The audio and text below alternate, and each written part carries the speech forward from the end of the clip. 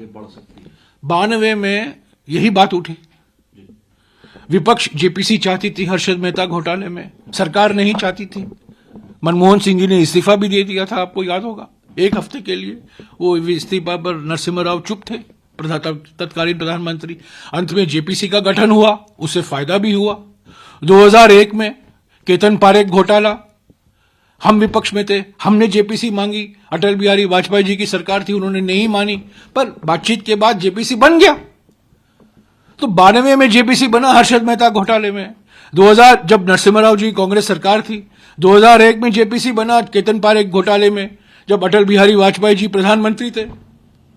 और अब तीसरी बार स्टॉक मार्केट के घोटाले, जो सेबी के कानून है उसका उल्लंघन के बारे में, जिस तरीके से निजीकरण हुआ है, सभी एयरपोर्ट एक ही कंपनी को दिया जा रहा है, सभी डिफेंस कॉन्ट्रैक्ट एक ही कंपनी को दिए जा रहे हैं, श्रीलंका में, बांग्लादेश में, ऑस्ट्रेलिया में किस तरीके से ये बंदरगाह के कॉन्ट्रैक्ट दिए गए हैं, हमारे देश में भी सब सारे बंदरगाह एक ही कंपनी को दिए जा रहे हैं। तो इन सब पर जांच, ये सिर्फ इकोनॉमिक इश्यू नहीं है, ये राजनीतिक मुद्दे हैं, राजनीति से जुड़ा हुआ है, सरकार से जुड़ा हुआ है, सरकार की नीति से जुड़ा हुआ है, प्रधानमंत्री की नीयत से जुड़ा हुआ है।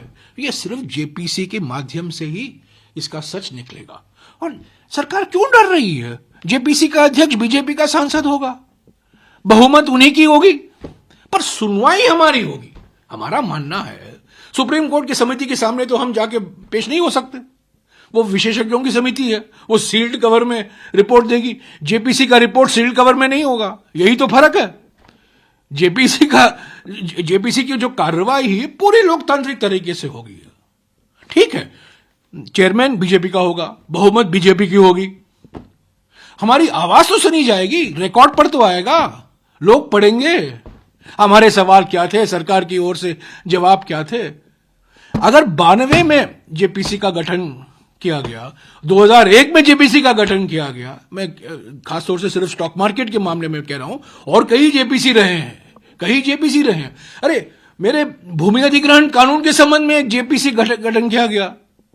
जब संशोधन नरेंद्र मोदी सरकार की ओर से संशोधन आई, उसका विरोध किया गया, तब एक ज्वाइंट पार्लियामेंट्री कमेटी का गठन किया गया उसके ऊपर।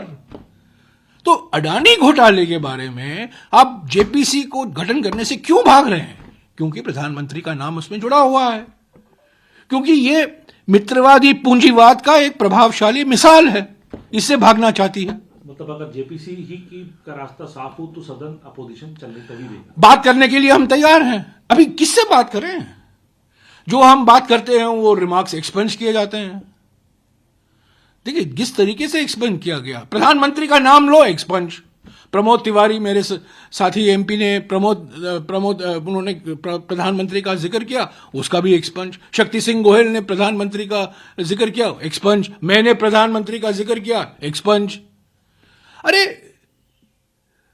मल्लिकार्जुन खड़गे जी ने एक शायरी सुनाई, हंस हंस कर शायरी सुनाई, शायरी भी एक्सपेंस। हाय क्या है ये? आपातकाल नहीं है तो और क्या है सर? लेकिन अगर पूरा लेकिन सरकार साफ कह रही है, सरकार की तरफ से जो सांसद हैं ट्रेजरी बेंच के, वो तो साफ राहुल गांधी उनके लिए मुद्दा है। निशिकांत दुबे यहां तक कह देते हैं, मांग करिए उन्होंने कि स्पेशल कमेटी बने राहुल गांधी। ये तो धमकी है, ये धमकी है। हम तो कह रहे हैं निशिकांत दुबे पर एक समिति के गठन होना चाहिए, उनके बारे में जो फैक्ट्स निकल के आ रहे हैं, उनके इलेक्शन एफिडेविट के बारे में जो तथ्य हैं, क्या हकीकत है, क्या नहीं कहा है, क्या कहा है, पर वो बात छोड़िए, मैं उसमें नहीं जाना चाहता हूं। ये सब धमकी है, ये सब डराने की कोशिश हो रहे हैं। जो डरे हुए हैं वो डराते हैं। ये प्रधानमंत्री की नीयत और नीति अगर आप देखिए, एक ही बात, जब उनके पास कुछ है नहीं तो डराने की कोशिश करते हैं, क्योंकि वो खुद डरे हुए हैं। अगर आप खुद डरे हुए हो तो आप डराते रहोगे। राहुल गांधी जो है, हम उसका पूरा मुकाबला करेंगे, हमें डर नहीं है। ये धमकी देते रहेंगे, डराते रहेंगे, एजेंसियों का दुरुपयोग करते रहेंगे, पर हम पीछे हटेंगे नहीं। हमारी मांग है जेपीसी का गठन हो, और जो हकीकत है अडानी मामले में पिछले 10-12 साल से जिस तरीके से गुजरात के तत्कालीन मुख्यमंत्री और आज के प्रधानमंत्री और अडानी बिजनेस ग्रुप में क्या रिश्ता है,